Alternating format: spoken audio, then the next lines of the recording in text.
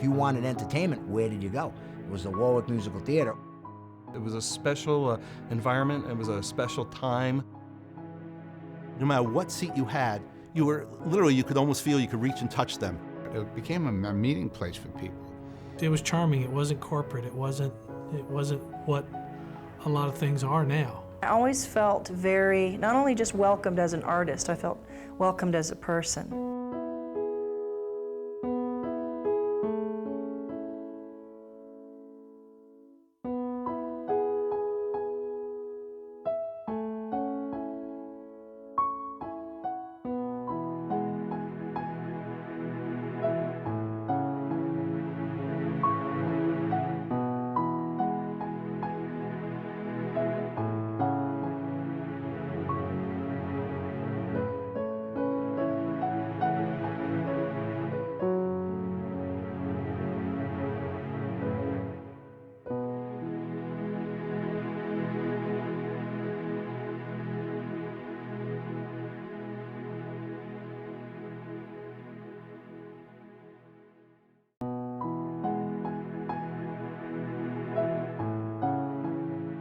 Rhode Island, a place known for an independent spirit driven by unwavering loyalty. Rhode Islanders love the things that remind them why it is so special and so unique to live in America's smallest state. For the last half of the last century, one of those things could be found right off of Route 2 in Warwick, the Warwick Musical Theatre, or as the locals called it, the Tent. The tent was, in a word, iconic. And like any great icon, it flourished because of the sense of family that sustained it. The people who attended the shows, worked behind the scenes, and appeared on stage were all part of a closely knit, extended family. And at the head of the table were the Bonoffs.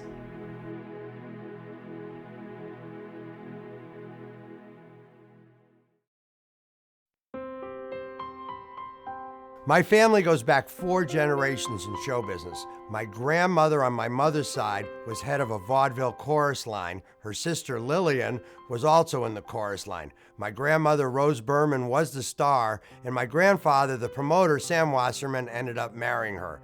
Sam ended up in the 1940s and 50s doing most of the trade shows in New England. On my father's side of the family, my great-grandfather, Charlie Bonoff, he had the movie theater in Old Saybrook, Connecticut. My grandfather, Leo Bonoff, had the Bonoff Theater in Madison, Connecticut. My father worked for him, but he really learned most of his show business knowledge from my grandfather on my mother's side, Sam Wasserman.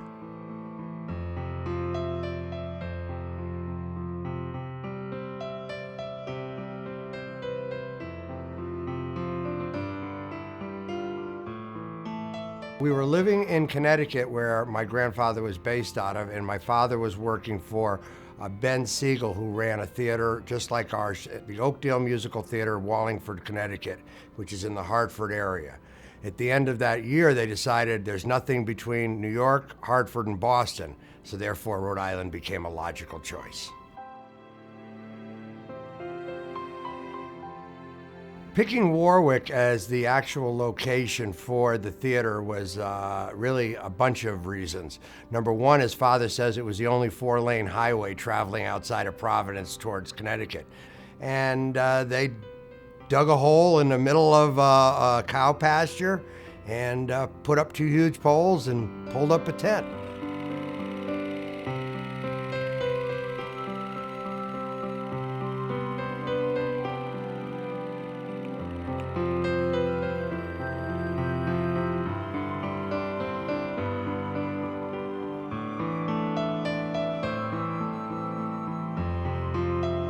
I remember seeing the circus tent and asking my dad at the time, I said, can we go to the circus? And he says, that's not the circus, that's the tent.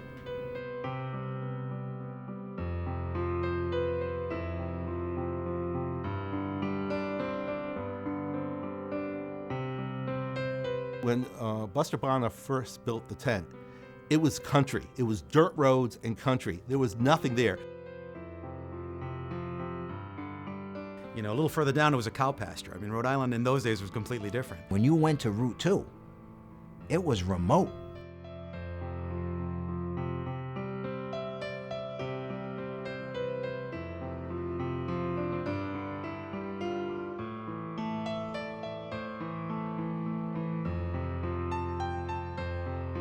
For most people, most Rhode Islanders, unless they went down to New York, this was their exposure to live musical theater.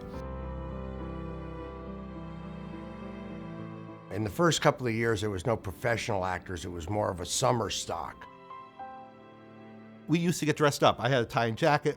My wife would have a dress, and we would dress for the occasion. Of course, my parents used to go to the theater because that was a Saturday night out. We didn't have any other place to go. Well, my parents really didn't. If you wanted entertainment, where did you go? When I began, it was actually a tent. You know, where I got its nickname, it really was a tent. There were 2 poles on the ends, and, you know, we'd have to deal with, I can't see the stage, I'm sitting behind the pole. And then for performances that were literally sold out, we would sell the pole seats. The beginning of the thing was tough. Their father would tell the stories. He would be waiting for people to buy tickets at the box office so he could send somebody down to the Providence train station to pay for the costumes to get them off the train because they wouldn't let them have the costumes for that night's show until they paid for the shipping. So it was pretty much hand to mouth for many years. People in Rhode Island were amazed at the quality of what we brought to town. Once we started bringing the biggest TV stars, and because they ran during the seasons, in the summers they had off, they would play, the biggest TV stars would play in the Broadway musicals in the summertime. It was the only place where you could go and see top-rated entertainment. I mean, let's face it, you had to have a special personality and have a faith in somebody to say, hey, listen, I want you to come to Rhode Island, to a big star, and perform in the middle of this cow pasture, you know, in July. All these were entertainers you saw on TV and so forth, so you didn't think of it so much. So people would see the people they saw on TV and Broadway at Rhode Island prices. But then you said, yeah, wow, they're coming to Rhode Island, and they're coming to the tent. And then you realize that, you know, for a lot of them, this was their life, too. In the late 1950s, the Warwick Musical Theatre finally started to make some money. In 1959, we brought in the biggest TV stars to play in the biggest Broadway shows. The top ticket price was only $3.85. We had William Bendix from Life of Riley in the Caine Mutiny Court Martial. Lloyd Bridges from Sea Hunt was in Guys and Dolls, and Jane Russell was in Janice. Dad took a big chance that summer. He paid $5,000 for the biggest star, Anna Marie Alberghetti, and she played for a week and we made some money. On Monday evening, the Warwick Musical Theatre opened with Leonard Bernstein's West Side Story, and the star is with us today, Anna Marie Alberghetti, a very talented young lady, and I hope you get the privilege of seeing her in the West Side Story. Buster Bonoff, our producer, was telling me that usually all of the opening of his shows are usually very weak as far as attendance. And I think we sort of broke that at opening night because we had a jammed house and we've been jammed ever since. So very good. After a while, there was only so many times you could see Oklahoma, My Fair Lady, South Pacific, and there was no good ones coming off Broadway. What happened is shows would play Monday through Saturday with 2 shows on Saturday, and Sunday was an off day. We would give the crew a day off, we'd load in. Dad then came up with an idea, let's try a one-nighter. We did Danny Kaye, an evening with Danny Kaye. He was a big TV star, sold out. With the success of Danny Kaye, one-nighters and one-week shows became more of a normal. There was a lack of big Broadway hits coming off. There was no more Oklahomas, My Fair Lady, Sound of Music, so we had to go in another direction. Liberace's, Jerry Vale's, Jack Benny, all running for a week, became the norm and made money. We also brought back big TV shows. Dan Rowan and Dick Martin came back, and the memories from vaudeville with Ann Corio's This Was Burlesque. Tickets were $4.50 to $7. In those days, it seemed that his theater appealed to everyone. I would be there one week, the next week they'd have a country act, the following week there'd be a rock act, and they had a variety of people coming to the theater. He was very clever in knowing that you can't appeal just to one group. You have to perform to everyone if you can. The network TVs put together great packages for exposure for their stars during the summer month. One package had John Davidson as the headliner. John had a huge hit TV show. A singer and dancer on that show was Joey Heatherton, and an up-and-coming comic was George Carlin. Warwick Musical Theatre started out as a tent, as many of the circuits did, and it would go up, and it was subject to the weather, and it was subject to many things that you couldn't control. In the summer, the dog days of August inside a tent was extremely hot without the wind blowing. The tent theater every 3 years had to be replaced. Eventually, Dad had the opportunity to buy the building from the New York World's Fair, the old AT&T building, and it was reassembled here. We were the state of the art of the summer theaters outside of Westbury at Long Island. You know, one of the great things about the Warwick Musical Theatre is it was almost a live version of the old Ed Sullivan Show here in Rhode Island because it had such a great range of musical acts and performances. The Warwick Musical Theatre was the best theater in the Northeast to do concerts at the end of the 1960s. We also were the first theater in the round of that size to have a mezzanine. Because of that, we ended up with the greatest pop show of what I consider we ever had at the Warwick Musical Theatre, called Popindippity. It was filmed 2 years before Woodstock. From the Warwick Musical Theatre in Warwick, Rhode Island, the Buffalo Springfield, The Cake, Neil Diamond, The Four Seasons, Aretha Franklin, Astrid Gilberto, Smokey Robinson and the Miracles, Buffy St. Marie, and special guest star Frank Converse. With your hosts, Flip Wilson and Robbie Porter in Popindippity. And I had always driven by the Warwick Musical Theatre, and you would actually see the marquee with the names on it, but it never registered, I think, till the day that I walked in there, the kind of performers and the kind of talent. I mean, we had everything from comedy to Vegas sort of show acts to pop stars, the whole gamut. As the 70s continued, we found that week-long runs were more profitable, and it became the norm for all the Northeast theaters in the summer to do that. There really was no more Broadway musicals left. It was an Engelbert, it was a Perry Como, it was a Sammy Davis, it was a Tom Jones, it was a Liberace. They all did week-long runs. We all made money, we all did big business, and the top ticket price was $13.50. To see guys like Liberace, who used to be very friendly with the pastor in my church, and he used to actually come to the Mass. So how weird is it to go to Mass on Sunday morning and have Liberace sitting in the second row, all decked out in his fur and his jewelry, and just being a wonderful guy and shaking hands with people and, you know, kissing babies and shaking hands. It was great. What Father found out was you really can't make a living working 3 months a year, no matter how hard you try. Arizona became an available area because there was nowhere between Texas and California. Kind of like we didn't have anywhere between Hartford and Boston is why we started in Rhode Island. We moved out, I was in the 5th grade, and my dad started the theater in Phoenix, and it was just very similar to what it was here. It was a winter theater compared to a summer theater. We were the first professional entertainers to go to Arizona, and we had the Phoenix Star Theater, which was theater in the round. Frank Lloyd Wright designed the building, and it was the same as the Warwick Musical Theater as far as the type of shows. We originally built the stage for In the Round for Warwick in Phoenix, Arizona at the Star Theater. We then transported the stage to Warwick and it got fabricated in the Warwick Musical Theater and installed. I was very lucky to have like 2 separate families, 2 separate lives. I had my friends in Phoenix and I had my friends here. So we would do 3 months in the winter and 3 months in the summer, and we would use the months in between to book other shows and do our marketing. So it became a way to make a living 12 months a year. My mom always brought me in the box office with her, so I learned very early that end of the business.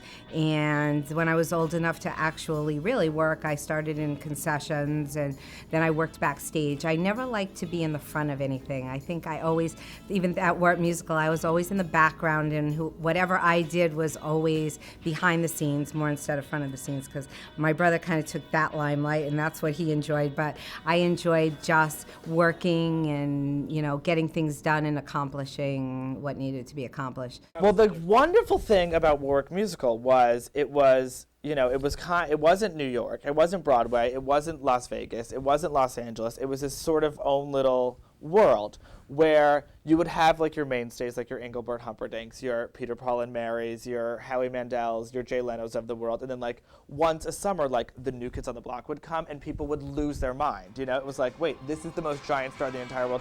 Why aren't they in Warwick again? Like, wait, I think there was like a miscommunication.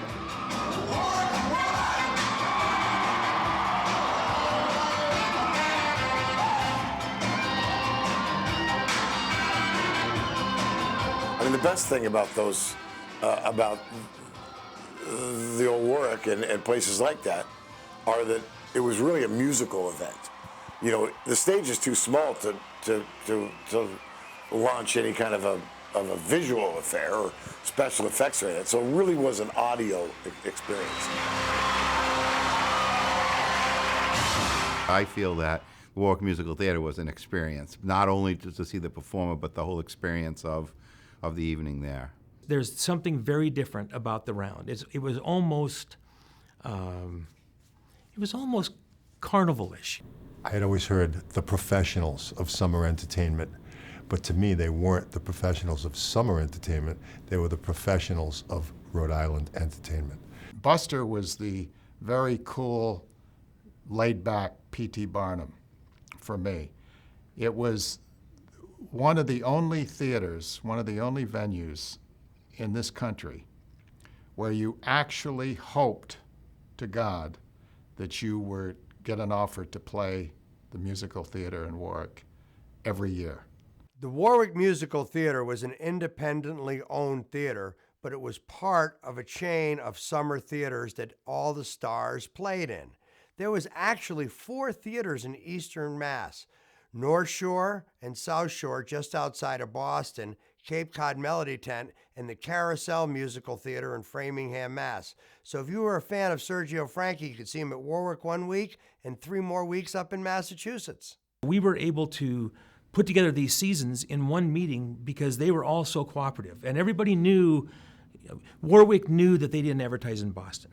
Cohasset knew that they didn't advertise in Providence. Wallingford knew that they didn't advertise anything outside of Connecticut.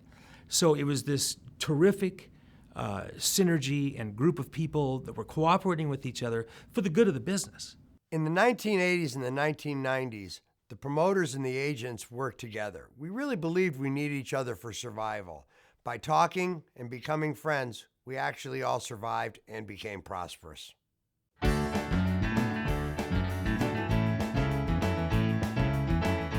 And then, of course, there was the social life revolved around the Golden Lantern, Rose Farina's place. You know, if you could get a table there, you had to be somebody. The Golden Lantern was the famous restaurant just down the road, and that was another landmark. And they all of the performers, I swear, all of them must have eaten there, because if you remember, you go in the entrance of the Golden Lantern, and up on the wall were all the photographs, the pictures were all the pictures of all the entertainers that had come over the years. And I mean, it was a lot of them, and a big wall on both sides as you came in. Right. And so you'd be on there now if it was still yeah. The tent wasn't the typical venue to take in a show by any means, but its individuality endeared itself to every person who walked through its doors, worked in its aisles, or sang from its revolving stage. The tent may have been a little different by today's standards, but no one seemed to mind. The Warwick Musical Theatre, I think one of its great strengths was its relative humility. You didn't feel like you were getting in over your head when you walked into the tent. I'm sorry, I still call it the tent. I've been here a long time, to enjoy a show. We had the most uncomfortable seats, and it was hot, and there was no breeze in that theater. And you'd go in there and you'd sit, and it wasn't pleasant, but you know what? You walked out with a great experience. On the very, very rainy evenings, we would carry our programs, our flashlight, our plastic bags, and occasionally an iron. And before the show began, we would actually, the seats were canvas, and we would iron the seats, steam through them so that they would dry before the guests came in to view a performance. The marquee in front of the building was very limited. You only had, and it was the old school wheel out a cart with the big plastic letters. It wasn't a digital signboard like now. It was, you had to get a key and open the glass, and then you'd get the letters and stick them up, and it would say, you know, Charlie Daniels tonight and tickets on sale, and you'd have to spell it all out with the big plastic letters. This particular event, two events fell in together in the same week, and we didn't notice until the artist arrived, which was Peter, Paul, and Mary. And as they were pulling up, I think somebody noticed that underneath their name was also the title of the kiddie show, which was The Three Little Pigs. So that as you drove down Route 2, all you saw was on the marquee in great big letters, Peter, Paul, and Mary, and right underneath it, The Three Little Pigs. It's a shock. You walk in and you wonder, where are we going to put all this crap? Because there was not a lot of room. It maybe had a 24-foot circle. What I found whenever I went to a show on the round is that there was no hiding the talent at that point. There were no explosions, there were no big light effects, there was no video screen. What you had was either you had the talent to pull that off, or you didn't. My opening impression was it's the first in the round circular petri dish, if you will, that we played. And you know, at once it was a little unnerving, to be honest. But clearly, it was fabulous for the audience. And once you got to learn to play it, it was really fun.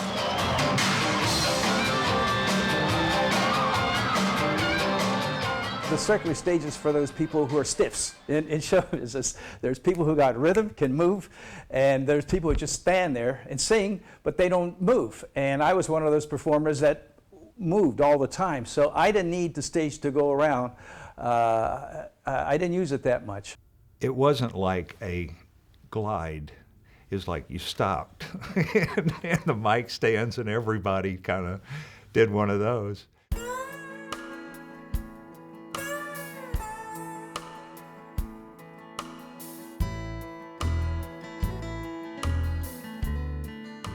The shows that came to the Warwick Musical Theatre were the shows that you couldn't afford to jump on a plane and go see in Las Vegas, or go see in Atlantic City, or go to New York City to see. You could see Johnny Carson, you could see Jerry Seinfeld.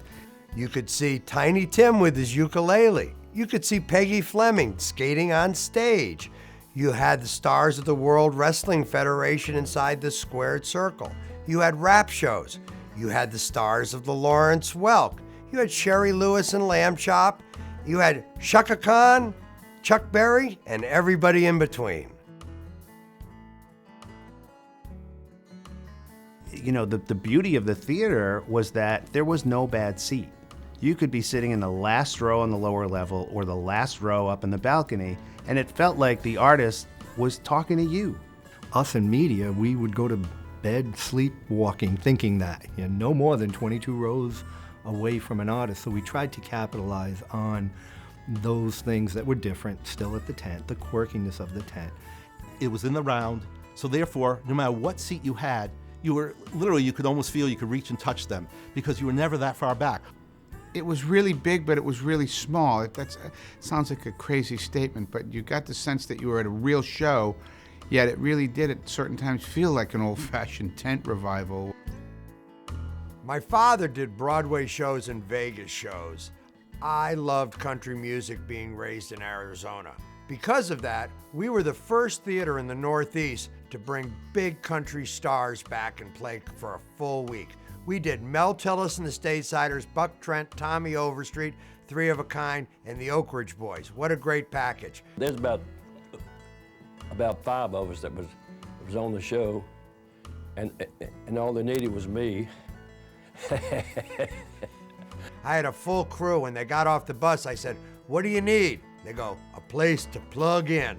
At that point, I knew I loved doing country music shows. I loved the simplicity of the stage and just it being about the music, not a huge production. What a concept, you know, just good music, lots of crazy fans with their, you know, close up, their zoom lens, and there was a relationship there that I think we're missing sometimes. I know when I came there, I personally loved how intimate it was with the fans. You know, it just felt like, you know, you were all right there on stage together, and the music was the common denominator. We had to make an announcement before every show, and it was, ladies and gentlemen, please remain seated during all blackouts as actors and scenery will be moving in the aisles. And most of the time they were pretty good about observing that. Occasionally, we'd pick up an extra person going up the aisle on their way to the bathroom. You know, the stages were in the middle of the crowd, so you didn't have a backstage there, so you actually had to exit through the rows of adoring fans. And most times that was fun, and sometimes it could get a little hairy. People back then accepted things better than they do today. I think the heat in the theater, if you were Rhode Island and it was August and it was 95 degrees and you were dressed up in your leisure suit going to a show, you knew it was going to be hot. You didn't complain. You knew it was a metal chair with canvas. You didn't complain. It was what it was. And people were just thrilled to be part of something super special. One of my first memories opening up a Kool and the Gang is walking into the trailer that's right next to the tent, and this was the green room, and walking into this hallowed area, and looking in there and looking into the bathroom and thinking, how many stars' butts have been on that toilet seat? So I just sat there. I didn't have to go, I just sat there. People laugh at the ticketing system. Back then, everybody had what we call hard tickets. Hard tickets are actual tickets you'd buy from Globe Ticket Company or Quick Ticket Company out of Texas. And you'd get them and you'd send them a manifest and you'd get the whole house and you'd rack them and put them in drawers, and that's how you'd sell it. Computers didn't exist back then, and so it really wasn't quirkiness, it was the way it was. Well, I remember one time I gave someone tickets in the first row, and they were so programmed to saying, "Do you have anything closer?" that when I said, "These are in the first row," out of their mouth came, "Do you have anything closer?" So, except for the stage, we didn't. But it was just great because it was a kind of an outdoor-indoor gig, and it was just, I don't know, it felt very like family, you know? It was like Olive Garden. We had cheese sticks and I don't know what I'm talking about. One of the things I remember is when you got there early, if you went by the rail where they drive up with the limo would get there. I still remember George Birds and Don Rickles getting out of the limo, going up to us and shaking hands, signing autographs. I mean, we're at Gillette Stadium or Fenway Park, or can you go? And they drive up into the tunnel. You never can see them. The only time you see them is when they're on the stage, and then you never have access to them afterwards. You go to Warwick Tent, there was no charge for parking. Wherever you parked was going to be near the tent. And when you walked in, they had vendors there. There were very little lines. The things that were for sale were reasonably priced. And it was like being with friends.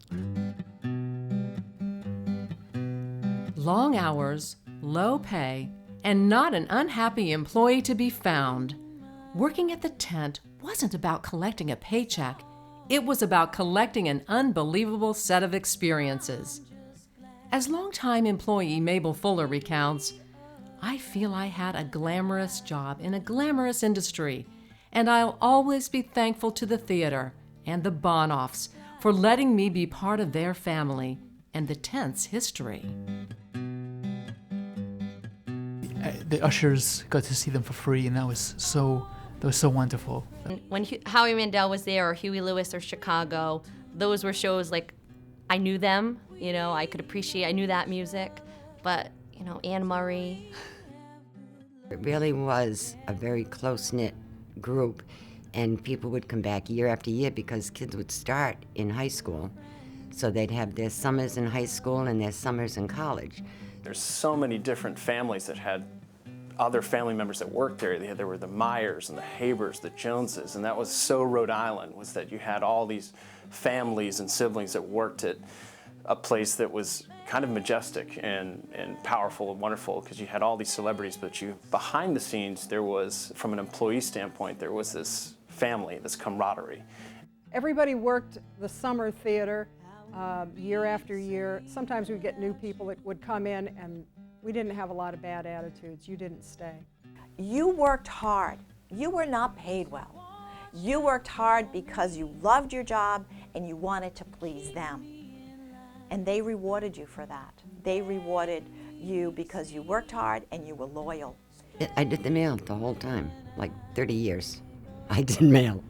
This wasn't your typical summer job. This was a job that you were excited and proud to go back to school in the fall and tell people what you did. I think we all get thrown in at the young age, and you just start to do whatever you're handed, and you just work at it, and they teach you everything as you go, and you just learn.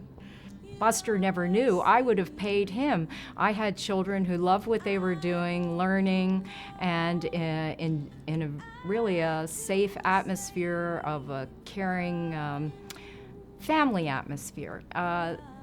And they weren't out running around all on summer nights. They had a place to be and to work and to learn. Larry and I are very different, and we worked in different parts of the business. So we did have, we battled a little bit, but unfortunately, he was on one end, I was on the other, so we didn't hit like bulls too often. But it was challenging to work more with him than it was my parents. My father, Buster Bonoff, was a great promoter. Part of being a great promoter is you hire the best people to do the job. Dad's first musical director was Jimmy Hammerstein. He was the son of Oscar Hammerstein. And Dad's first choreographer was Michael Bennett, and Michael Bennett went on to produce Chorus Line and Follies on Broadway. Dad always said, hire the best. We used to always open on Memorial Day. For like 35 years, I never had a Memorial Day off. And my husband, when I used to leave the house on Memorial Day, he'd say, see you in September. We used to get to work early, we used to stay after work late. It was like something you look forward to. It was a social, if we didn't have a show some night, it'd be like, oh, what am I supposed to do tonight, you know? After the performance was over, the audience would leave. The performers would get on their bus. We'd load all their equipment into the truck, close the doors on the truck. Jim would make his rounds of the theater. We'd shut off all the lights, and we knew we'd be back the next day with a whole new group of people to start the day. Ay Maria, che bonita eres, che no me canso de mirarte, morena me traigo a hablarte, porque no sé si me quieres. For 45 years, the biggest names in entertainment graced the circular stage of the Warwick Musical Theatre. The tent was unique, and as a result, presented a unique set of challenges to those who performed. Some loved performing there, some hated performing there, but everyone remembered performing there.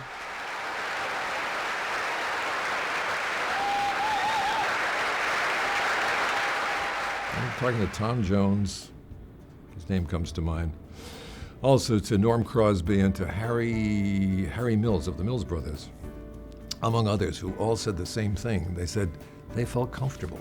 Whenever they came to the Warwick Musical Theatre, they felt comfortable, they felt wanted, and they felt appreciated.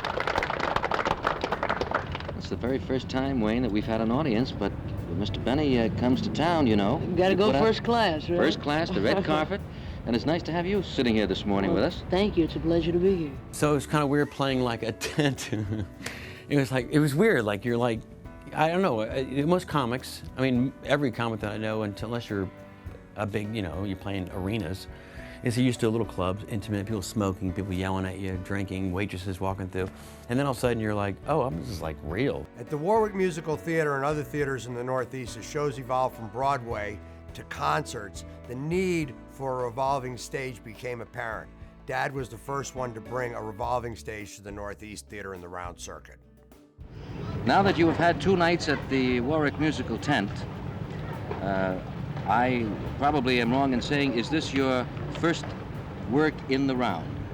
Do you like it? The world is round, you know. The earth is round, so I've been working in the round all my life. But it is not my first round on the theater. I prefer it actually from many other forms because you have a more intimacy with the audience. You're surrounded, in other words. But how do you manage not to have your back, or do you keep moving? Oh, I move all the time. You move all the time? Sure.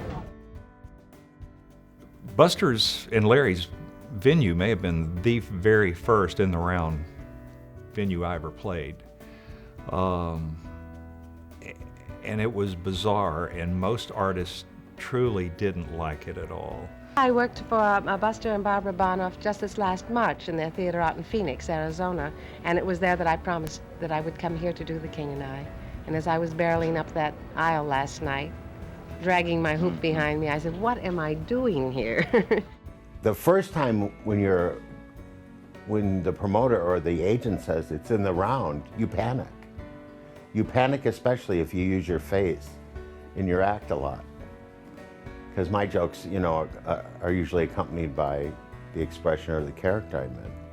So I had to learn, and that was one of the stages I learned. A lot of people don't like working, including me, because but for some reason or the other, I was able to work the theater run, and I still do to this day. You know, to this day, I work a couple of years. You know, and it's you kind of get really close to an audience. It makes you get close to an audience. Although at times, you know, you turn your back on them, and I always comment like, oh, you know, everybody, they can see my ass and all that business, but you know, but it's okay. It's okay. I've got a good-looking ass. There's nothing more off-putting or a little disturbing than you know, a group of maybe 1,000 strangers staring at your ass. So I always that was always, you know, clear in my mind as I'm sitting there talking to you and, you know, kind of spewing my my little jokes. I know that there's probably a couple thousand people looking at my ass.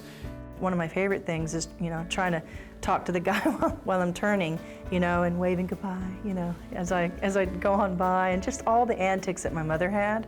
My goodness, good memories. We see a new face, and you are a new face in this respect, that it's the first time I believe you've ever played the Warwick Musical Theatre. That's right, yeah. Some people First time I've ever done this circuit, this whole circuit. Would like to know what... musical. First time I've done musical tents, as a matter of fact, which is how do you like it now, new after experience. 3 performances? Well, it's a new experience. You don't have the real intimacy of the ordinary kind of theater in the round, which I did a bunch of it in stock years ago, and then. For as much as you go, there's not much fun about turning round and round and round when you play music. You know, when it's gone, you kind of go, you know, I kind of miss the funkiness and the weirdness of some of that. And what I loved most about Warwick is that I could see people, the whites of their eyes. I could reach out and touch somebody, and then spin around and come back again. No, you had like George Carlin, and you just said Louis Anderson, Roseanne Barr, every Gallagher, all the comics, the big comics. And sometimes it's kind of weird because as you do this more, you start to reflect more and realize, wow, this is a good gig. I mean, I've had some of the most poignant moments in those round rooms. I've had some of the funniest things happen in those round rooms. There are certain venues that kind of stick out in your mind, and that, you know, and I play all year round and in all different venues, but Warwick was like a definite summer experience. It was great. It was outside. I'll be honest with you, I'm a Jew, and camping is not a big thing, so for me that was my summer camping trip. There was no heating, ventilation, or air conditioning in the property. And it not only got hot in there in the summer, especially in August, and the humidity and the heat of Rhode Island, but it was particularly hot if you were a performer. And I remember Don Rickles stopping the show at one point and saying, jokingly, he said, excuse me, but if I could just take 1 second, could somebody ask Mr. Bonoff to throw another log on the air conditioner? Is it very tiring? Is it wearing you out with all of the Well, you know, it's costume very changes? warm in the tent, especially down on the stage, because all of the heat, heat rises supposedly, but it doesn't in the tent. It works just the opposite. It goes right down and sits on that stage. And in the summertime when we played that, it was extremely hot. But for Buster and Barbara, I did it, you know, and it had a wonderful atmosphere anyway, you know, and it's just it was an amazing place, amazing. Even though it was so hot and stifling, it had atmosphere. You know, just that feeling of coming out, and I don't know if it's what, you know, coming out on a summer night, it was a lot of times very hot and humid in there, and there'd be, you know, a moth would become part of the show.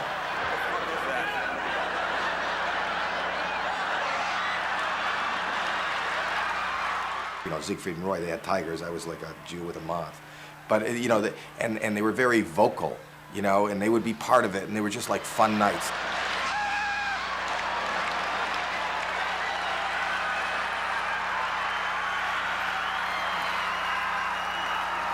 And they just, you know, it was sweaty and hot and vocal and loud. And does that mean tomorrow morning I wake up with mothballs? It's on your knee. No, don't move. Nobody move. Nobody move. The woman has a dangerous bug on her knee. Please, security, do something. What do we do? It's moving up. No, it's okay. What should we do? Maybe stroke it. No, don't move. Don't look. Look the other way. Keep your hands in the air. Just a lot of laughter, as opposed to maybe some other places that might have been colder and more reserved. And so it was always a fun place to go. I always looked forward to it. And, you know, when I got my lineup of dates for the summer, you know, I've always got a lineup of dates. When I saw Rhode Island, I always felt like, I know that's going to be a fun night. The resume of being able to have played the Warwick Musical Theatre could open so many doors for a regional or local act. It was an amazing thing. All they had to do was walk through the doors and say, I played the Warwick Musical Theatre.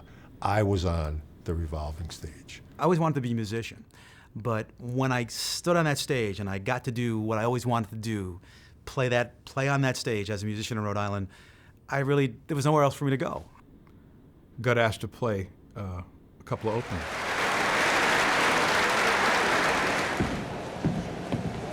How you all doing tonight? My Larry and my manager, Al Salzillo, said, would you like to play the tent? And I'm like, well, that was my Carnegie Hall. I get a phone call from Larry Bonoff at 5 in the afternoon. Charlie, we got Seinfeld in here. His opening act has canceled. I need you. I need you to come up right now. It may have been 6 o'clock, and the show's at like 8. Larry, it's my birthday. I'm with a bunch of friends. It goes, I'll buy them dinner. Just get up here right now. I hang up the phone. I rush up to the tent. I get to the tent at about 7:30. Kind of psyched to work with Jerry Seinfeld, and his act had shown up. Charlie, I'm sorry. I'm going to buy you all dinner. And let me tell you, those were the sweetest wieners I ever had. Oh, no cause for alarm, little girl. I'm sure it was just a nasty cold. Buster had 3 rules for us to follow that we had to comply with, and boy, am I glad we did. It was excellent advice. First of all, costumes must be clean, pressed, beautiful, no rips, no tears, always look like they're pristine and the first time they've ever been worn, and we do that. Secondly, no cross-gendering. Men don't play women's parts, women don't play men's parts, and children don't try to act like grandfathers or adults or things like that. Everybody is age and gender appropriate, and we do that. And the third, follow the story. Oh yeah, the third thing was, you get that book, you read it, and you make the storyline exactly like the Grimm's fairy tale, or whoever wrote that fairy tale, and so that the parents can read the story to the children the night before, and it comes alive on the stage. And that's exactly what we did, and because of that, we've had tremendous success. So I looked up where I thought I was supposed to go, and said my good nights, and ran right out the front door and into the front parking lot. And standing out there and realizing I couldn't get back in. How are the children that you've gathered well, locally? they're dear. All those children are. Yeah, that's the one thing that's so very nice about this show, that families can bring their little boys and little girls, because it is a family show, and the children adore seeing other children on the stage. I think I had just turned 5 years old, and I went to the theater because my sister, who had been taking dancing lessons, was responding to a call, an audition call, and it was for The King and I. And at one point, they asked for all the kids to come down. So the director looked at me and says, come on, you come down. It's 5 years. I just turned 5 years old. And I looked at my mother, and she said, yeah, sure, go ahead. And so that was the beginning of several. They had my name, so then I got called back over the next 4 years. Little Abner, South Pacific, Call Me Madam. One of my claims to fame at the time, I would tell people I was kissed by Giselle McKenzie. And then I remember at one point, because I had been doing this for several years, they needed 2 kids to take on the road for South Pacific, which featured, a girl and a boy. And my sister and I were kind of perfect for it. So they approached my father, and they wanted to take us on the road, so to speak. I think it was Connecticut, Massachusetts, New York, to be in this production.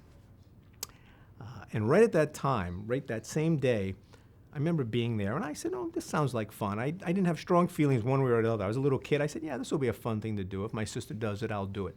But I looked over, and these 2 guys were making out, 2 of the cast members, 2 gay guys. And I said to my father, Daddy, why are those 2 guys kissing? He looked over and he said, Tom, you're not going on the road. You're going to play Little League. So this is what you're doing this summer.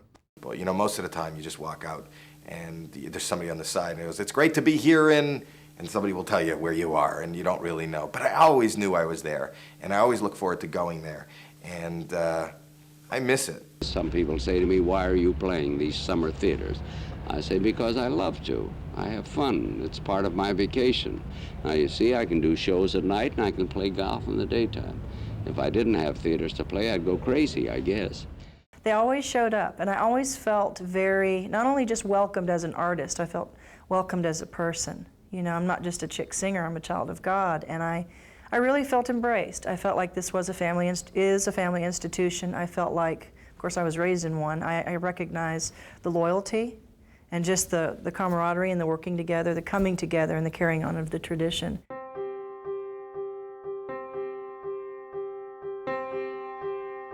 An institution is only as strong as the people who run it. Few could rival the Bonoffs, and especially Buster and Barbara. They led by example, and with distinction. Their legacy was one marked by integrity, humility, hard work, and most of all, unparalleled generosity. And it was a legacy that affected and inspired the individuals and communities around them. Bonoffs are legendary, and Buster Bonoff was a guy who was well respected by everybody because he was the fellow who was responsible for bringing to Rhode Island this opportunity for everyone to see, or a lot of people to see, top entertainment. Buster's personality was big time, and the way he ran his business was big time, was class. Everything was class. I'm not a native Rhode Islander. I've been here about 10, 11 years now. I learned from the Bonoff family first about hot wieners, monkey bread, coffee milk, party pizza. And I got to meet Buster Bonoff. He was the head man there, patriarch, and he always reminded me of Daddy Warbucks. You didn't know Buster was running the place. You thought he might be taking your car from you and putting it away. Did you know what I mean? You never thought he was, hey buddy, can you help me out? I'm supposed to be here tonight. The first time you meet him. And he was always gracious about that idea because he that's who he really was. He was the guy who I'm sure had to park the cars at times and take the tickets and sell the popcorn. If there was popcorn. I think there was popcorn there. I always remember where there's popcorn. There were times when I like for instance, when my mother got ill and things like that, and I had to leave urgently to get home. Buster had no qualms in saying, Ange, get on the plane and go home. He canceled the concert. He says, we'll come back. I said, I'll come back and do it, Buster. I remember Buster putting me behind the concession stand when I was 10. I remember Larry taking me out on a sailboat. I remember Betsy teaching me how to answer the phones in the box office to sell tickets. I remember Barbara always giving me a hug and asking me how I was doing and how school was, and it was great. You always knew that they were glad to see me, and I was glad to see them, and we'd go knock around, play a little golf, or go have a bowl of chowder, or have a laugh, or you just knew they cared about you, They actually became like grandparents to me. They're very generous. They were great to their employees. Just miss them a lot. Fun. I mean, Barbara Bonoff was one of the funniest women on the face of the planet. To me, the Warwick Musical Theatre was the Bonoffs. They were the superstars. They really were. And they were so kind to me. And, you know, they were like my family. They were with me in good times and bad times. And they were happy for me. They were sad for me. And that's how they treated the stars. There was something really nice about having, you know, personal relationships with people. So it was like, rather than work, it was like, you know, in the summer we're going to go visit, you know, Uncle Larry, you know, and we'll go do. We have fun at his house, and we have fun at this person's house. So I like that. I miss that kind of very personal family time. And where I look for it now, and always did even then, is from the audience. Come on, they were just great people. At the end of the day, they were just great people. You know, Larry still is. We connected. I think they appreciated me, I appreciated them. It wasn't about being a star, it was about celebrating music, and it was about the family. It was a place that we appreciated going to because they appreciated us, and it was, you kind of felt like they didn't just book you, they showed up and they hung out with you and they had dinner with you, and afterwards we would chat until we had to finally leave. And it was always a sense of family. They were very nice people. The more you did for them, the more they would do for you. They treated everybody from the kids who sold lemonade to the kids who parked the cars to the bartenders. Everybody there was part of their family. Buster was a mentor to me. That venue held a place in my life. The number of people who you saw year after year after year at the box office, at the concessions and so forth, which was a tribute to the Bonoffs, that they came, they stayed, they were there for years and years and years. And I remember mentioning that to Buster during the interview, and he said, well, he said, this is really a mom and pop operation, and I got a lot of kids. You know, Barbara and Buster Barbara put in more hours than any one of us. They never asked us to stay or do anything that they wouldn't help with. I think that they were very much in the business of developing artists, so that I would have very open and frank conversations with Larry or Buster and say, this is what I'm thinking of doing. What do you think? Do you think that this is a smart move? And they would say, you know what, I think you're a year too early. You couldn't have a relationship with the theater without knowing the Bonoffs. They treated you like family, like you were one of their own. It was always, what do you need? What do you need? What do you need? And that's what we did. The Bonoffs were so, they got it. They knew it was more than just a venue. It became a meeting place for people. Important venues that related to the people's lives in Rhode Island were held there. The charity that Buster Bonoff did was just incredible. Any charity, like Special Olympics or any handicap group that wanted to use it for an event, he gave it to them gratis. Graduating classes got to use it for gratis. I mean, this place was an icon of a place to be at and to be seen. I think what the Bonoffs did very, very well was they provided outstanding entertainment at great value and in your local neighborhood. It's just so unique to Rhode Island, like so many things are so unique to Rhode Island. If you're not from here and you've not been there, you can't explain it adequately. It was something that was a Rhode Island tradition, and to them to be able to become a part of it was better than pretty much anything else I could offer on the air. A free t-shirt, so what? You know, passes to a restaurant, that's okay. Tickets to the Warwick Musical Theatre, hey, I want those. And they're on the phone for 20 minutes trying to win the things. What I did learn from the Bonoff family was that you could be in the entertainment business, and that you could be honorable, and that you could be loyal, and that you could be trustworthy, and that you conduct yourselves in your business like a gentleman at all times. That's what I learned from the Bonoff family. In 1999, Burton Buster Bonoff was inducted into the Rhode Island Hall of Fame. In his acceptance speech that evening, he said, "My family and I owe so much to this wonderful state. We dreamed a dream 45 years ago, and the people of Rhode Island supported us and made that dream come true."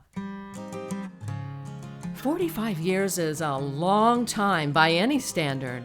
A long time for amazing experiences. The people, patrons, and personalities who came to the tent did so driven by a love for music, theater, and most likely, maybe just the place itself. Everyone who came to the tent left with a story, and a good one at that.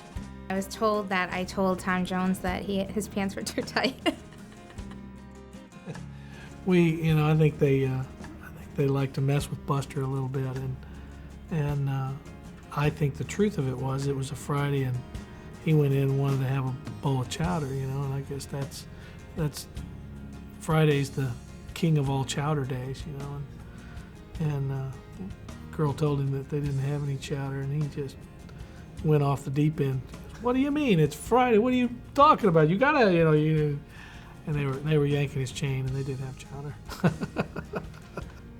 Joan Rivers would show up, and she would come up and she'd go, so tell me, just between you and I, who is the biggest pain in the ass? And I'd always say, Joan, everybody is wonderful. She goes, oh, you're such a liar. Larry was always great. He always booked me, and it was interesting because it would be the most eclectic acts, and I would be part of the lineup. And I remember one time he had the Harley. Remember the Harley Davidson? And he's like, "You want to come down on the Harley?" And and there's nothing worse than sitting on the back of a bike holding onto a big dude. Our production crew became friends with the stars, and every once in a while they'd play a practical joke on them.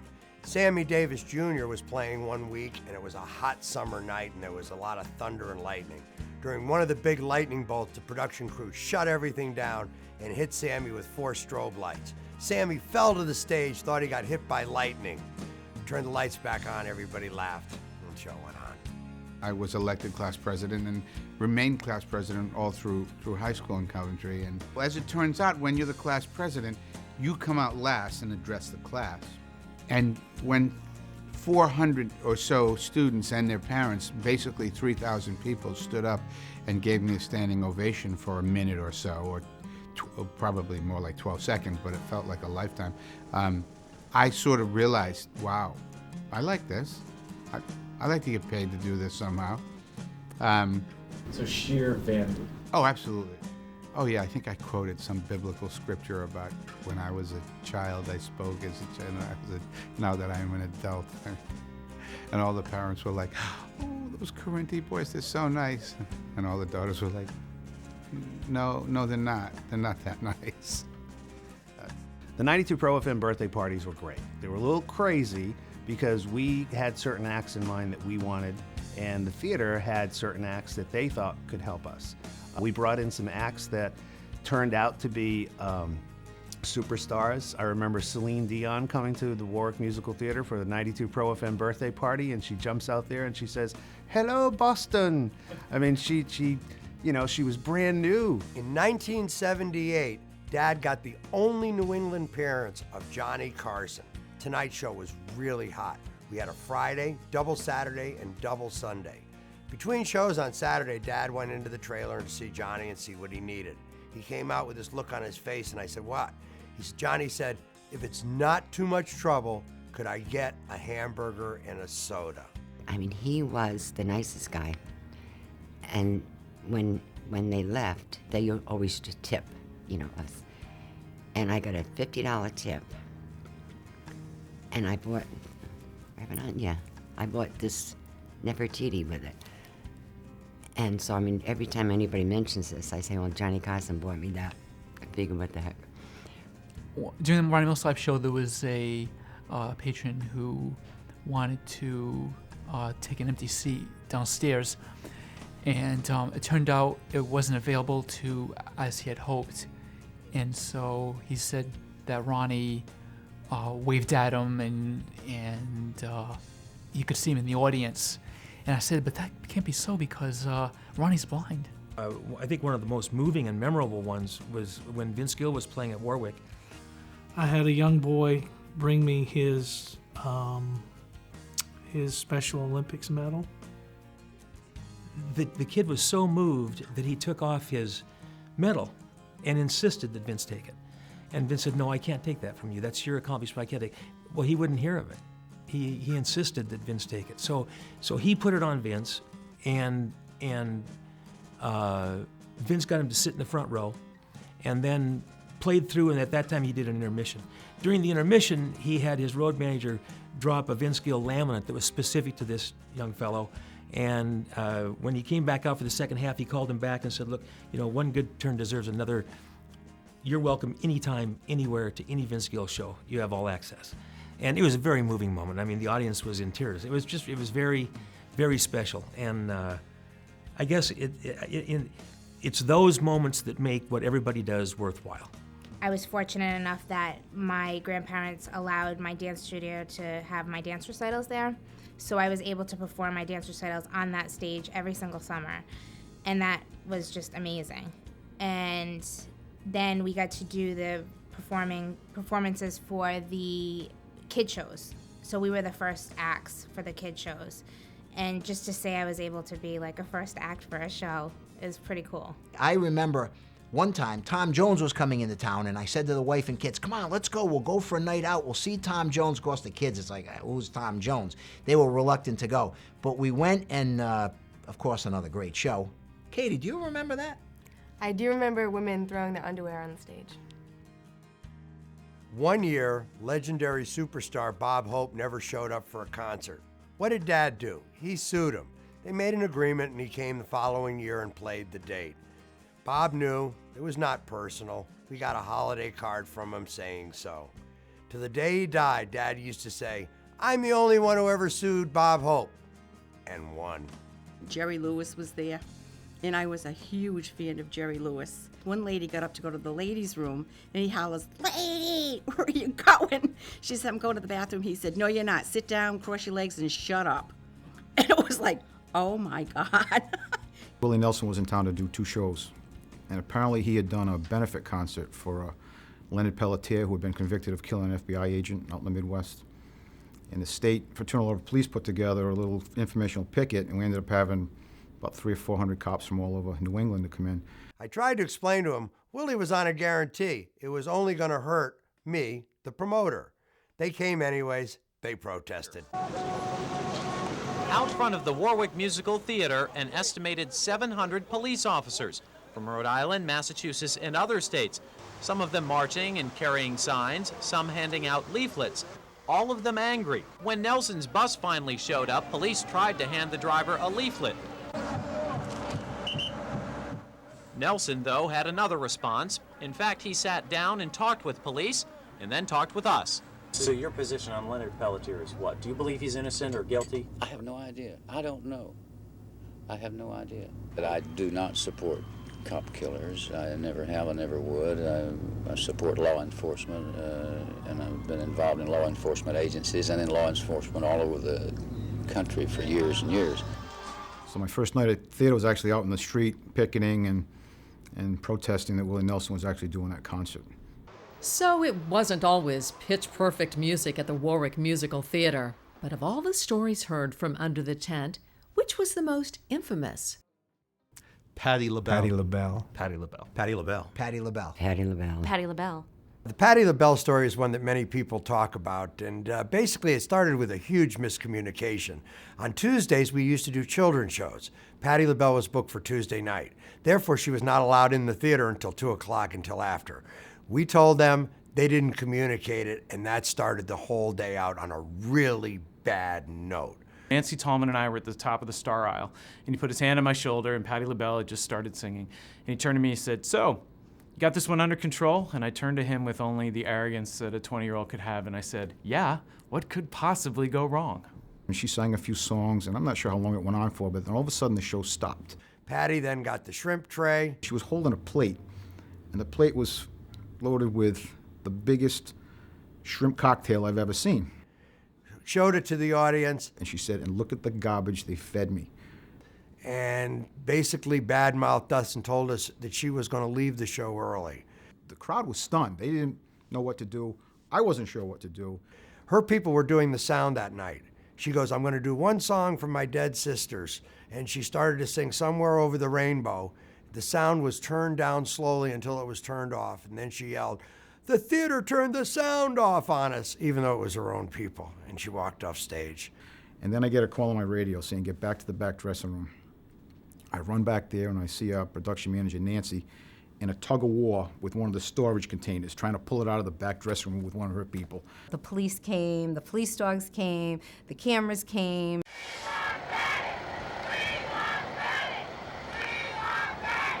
a guy walked up to me and said he was Patty's manager. And that's why I said, listen, calm down. We'll take care of things. You guys are just going to have to go. At that time, he reached and grabbed a pot of hot coffee and he held it up to my face and said, I'm going to throw this coffee in your face. And my response to him was, I'm a police officer. I'm carrying a concealed weapon. And if you throw that coffee in my face, you're not going to like my response. At that point, he put his hands up and said, hold on, everybody. This is the police. It's the police. Stop what you're doing. And a calm came over the room, and everybody just stood there and looked at me. And that was it. And next morning, we were on the news, we were on the radio. She has not been treated with the respect and decency she deserves.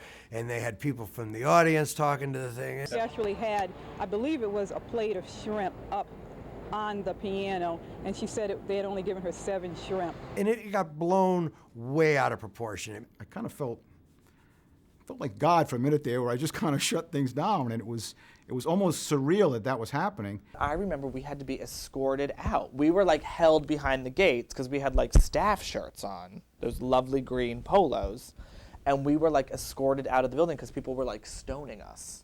I mean, it made news to the point where other acts would comment to me when they came in and make fun of it. One of the acts we were going after was Patti LaBelle. I remember there was a competitiveness as it relates to what we were willing to pay for the act. In the end, the tent ended up getting the show because of the longstanding relationship they had had with Patti LaBelle for so many years. And based upon the stories I heard about the experience of Patti LaBelle at the tent, I'm kind of glad that they ended up with it, as opposed to Pete back. Think back and you were like, I can't believe that happened. The next day, my dad got a call from Bill Cosby, and Bill said to him, what happened at the theater? Because it was in the papers, and everybody picked it up, and it was just one of those nights that you just don't know how the insanity happened. Life is always a revolving stage. The show must go on. Now enjoy your evening. The stories we love unite and inspire us, but they also must end. The wondrous tale of the Warwick Musical Theatre was no exception, and the final goodbye was like the tent itself, unforgettable. It got harder and harder to get shows, and obviously it's a show-driven business. And I remember Buster talking about this well ahead of it happening, but down the road where there might be a day when there wouldn't be a Warwick Musical Theatre, which was extremely hard for anybody to imagine. It was harder on everybody, and it was harder to make money because the stars were asking for more money. The casinos opened in '91, and '92, my father told me, this is the year you died, you just don't know it yet. The whole industry changed when the amphitheaters came on the scene, and then it only got worse, or more difficult, I should say, when the casinos came into the picture. And from a financial point of view, it was much more difficult for us to compete with these facilities. The Bonoff family, first and foremost, were business people, and they understood that the business model wasn't going to work anymore. It's Foxwoods now and Mohegan Sun. You can see the writing on the wall, and I don't want to give my last dollar away. And the casinos use the concerts as lost leaders. We use the concerts to make money. And the amount of money they offered made it impossible to compete. Foxwoods Casino net income for one day was more than my gross income for 1 year. So it was probably 2 seasons before we closed. He looked at me one day and he goes, I just need to do this. I need to know that my family's okay. I need to know that I worked all these years, and I'll know that my kids are okay, and I'll know my wife's okay. Going out on the top was something he wanted to do. And they gave all the employees a year to really figure things out. They told us the summer before that, next year would be the last summer we would be open. So it gave everybody a year, not only to prepare for yourself in the job force or whatever you were going to do, but I think really to prepare for yourself emotionally. It was probably the easiest season to book and the best season I ever had. It's the farewell season of the Warwick Musical Theatre, and it's your last chance to catch Southern New England's best summer entertainment at this legendary landmark. Now you have an opportunity to buy a memory of the tent. You can buy a chair or a piece of the revolving stage. Each chair comes with a certificate of authenticity and a free farewell t-shirt. What are you going to miss most? The excitement right before the show started, actually. Working in the box office, we get to meet a lot of the public. And that was sad when the theater was closing. A few of them came up to the window and said, you know, everybody knew my name here, and I can go to the casino and see a show, but no one's going to know me there. Here I felt like I was somebody. I don't remember any other season where I stayed for every show, every night.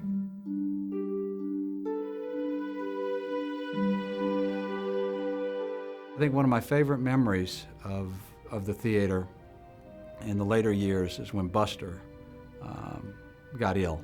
I mean, he had the diabetes and a lot of other ailments and didn't actually get to go to the theater much. So I'd asked Larry on our advance, talking to him, he said, I don't know, you know, he's really pretty bad. And I was tied up at the theater, and I was there with Billy Ray, I believe, and Billy actually made a run out and was able to drive by the house, and you know, I think Buster was not feeling well enough to come out, but they waved and they went on. But that night during the show, okay, Buster actually made it in, and he came to see me, and that was a very special memory to me. Billy Ray Cyrus came up and we took a ride over on the motorcycles. And the picture I have signed from Billy says, the best part of this date was seeing your dad. And that's how it was. Everybody got to say goodbye. It was laughter and tears and full of emotion, you know, combined with that roaring sound of a bunch of Harleys and a bunch of men and women in the spirit and unison of, in some way, saying hello and goodbye to Buster. The fact that we had to say goodbye to Dad knowing that they were never going to see him again made it hard. But he was there in spirit. When I went to Vince and, you know, said, Buster and Larry have asked if you'll close the venue, he said, absolutely, no question. Whenever it is, whenever they want me, I'll be there, just whatever they need. We'll do them all. It's the last night. We're going to go round and round. So. That was the flattering thing to me, was looking back at his history of 45 years of having acts in there, and I was the guy that he said, I'd like you to be the last guy to play here. I mean, take an idiot, take a real idiot to say no, so we made it work. And he said he'd be on it. What else could I tell? He told me, he promised me he would be there for closing night. He would be there to do a curtain call or say hi to Vince. He didn't make it. I wish he could have been there when we were all on that stage with Vince Gill that last night. It wasn't the same because a huge piece was missing, and that was my grandfather. I knew we were going to get called on stage, and I had kind of prepared for it. I was actually happy that Vince was going to have us come up, but it was very emotional. The final night with Vince Gill staying on that stage till after midnight, I was crying. You know, it was the end of a major portion of my life. Yeah. I don't know that I ever saw Barbara without Buster. I saw Buster without Barbara, but I never saw Barbara without him. And it was heartbreaking. I don't know what else to say. And then, because of me, I always did wrestling. I loved wrestling shows. And because of a scheduling conflict, we had to rebook the wrestling.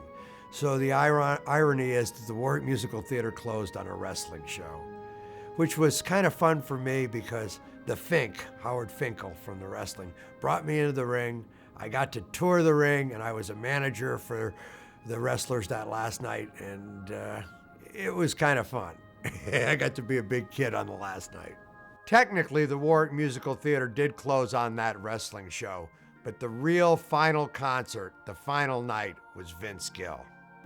The last night was unbelievable. It was tough. It was really tough. People were crying. And that was it. Once the doors closed, they never opened again. And all the employees got on the stage, and we took a picture of everyone. And that picture's in my heart, and that picture's everywhere. That picture's in my house. That picture's on near my desk at work. And that picture will always be what I remember as the last night, the people that I love the most all together on the stage.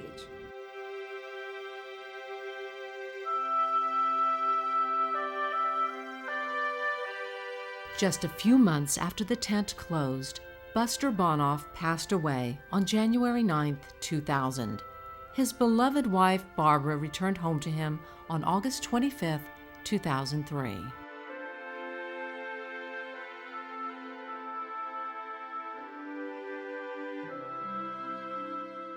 The spotlight went out on the Warwick Musical Theatre back in 1999. Propelled by 45 years of unforgettable memories and magic, the tent left a mark on people, and for that reason, it has not been forgotten. I have my piece of the stage as a desk weight. It was kind of cute. It's a shame, and it's another shame. You know, we've closed so many clubs in our time. I remember after the theater had closed, my brother and I wanted to attain some sort of memorabilia, something to go back, and we ended up, when it was closed, breaking back into the Warwick Musical Theatre. We hopped the fence, went in, looked around, and it was very strange in there, a very strange feeling. I remember not getting the work anymore and going, what happened to that popcorn place, the biker? You know, towards the end, and Buster got sick, then, you know, things weren't so funny anymore, and you realize how fragile life is. And in the end, Dad became really ill, and he did not want to leave the family until the agreement for the land deal was set. I was forced to lie to him and tell him it was done. 3 hours later, he passed away. For the next 15 months, we worked on it, and finally, it was signed. That month, Golf Journal featured the 9th hole at Warwick Country Club as its favorite hole in the United States. That was Dad's favorite hole. I think he knew business had been taken care of. I think we took it for granted, and we expected it. I practically lived there. It broke my heart. It literally broke my heart when it closed. I was a little pissed off because the casinos were part of the demise of those kind of venues that were small and intimate, and you could go in and have a really special relationship with your audience. I mean, you don't talk to anybody to this day where you mention the tent and they know what you're talking about. I look back and I feel bad that my kids aren't going to be able to experience what I experienced there. And it was such a huge part of my life that it won't be a part of theirs. I don't know if we could do the theater today as it was. You know, it was a special environment. It was a special time. Buster and I did so many deals on a handshake or a phone call. And then you call the agent and say, here's what we talked about. Put it down on paper and send him a contract. That doesn't happen much anymore. Now you go see any of these artists anywhere else and you're nowhere near them. You can't feel the presence of the performance as you did at the tent. You know, once the spotlight is turned on in any building, you know, there's still a Rhode Island audience who still wants to come and laugh and have a good time. But I think they learned how to do it at places like the Warwick tent. You know, for me to look back and you know, think about a real special time period in my life, you know, and that theater and those fans were an intricate part of that. I think as sad as it was to see it go, I think it would have been worse to see it sort of diminished. I was really sad, and to this day I miss it, and I still, you know, think about it a lot. I hear stories now from everyone, like how much they miss it. And what they miss the most is they miss the camaraderie of having, you know, that atmosphere and being able to work with people that you love. I believe people are better people because of having known my mother and father, having worked for my mother and father, or just have experienced the way that they do business. In Rhode Island, it would be nice to just, you know, summer's coming, build a tent, put down some hardwood, get a spotlight, and we'll show up.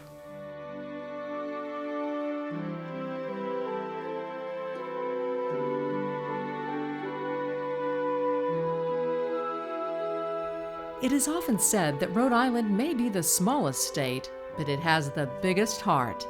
Buster Bonoff knew that. He came to southern New England with a vision of a dream, and against most odds, found a way to make it happen. His spirit and that of his whole family is not unique, though, to this area. There are Buster and Barbara Bonoffs throughout the world, taking chances, following their hearts. They inspire us, and our lives are better for knowing them.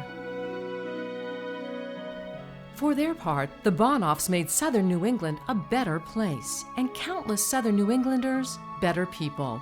They accepted the generosity of strangers and returned it back many times over. What a job they did. What a life they had. What a blessing they were.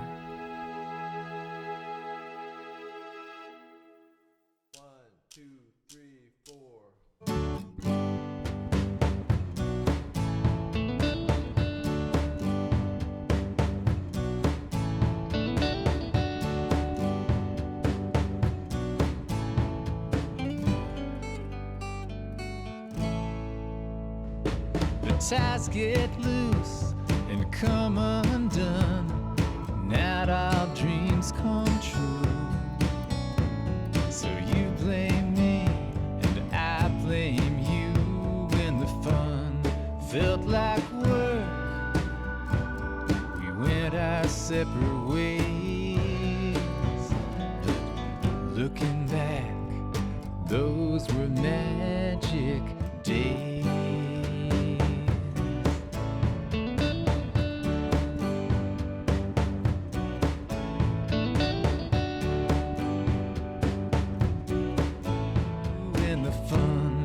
Felt like work. We went our separate ways, but looking back, those were magic. Looking back, well, those were magic. Looking back, well, those were magic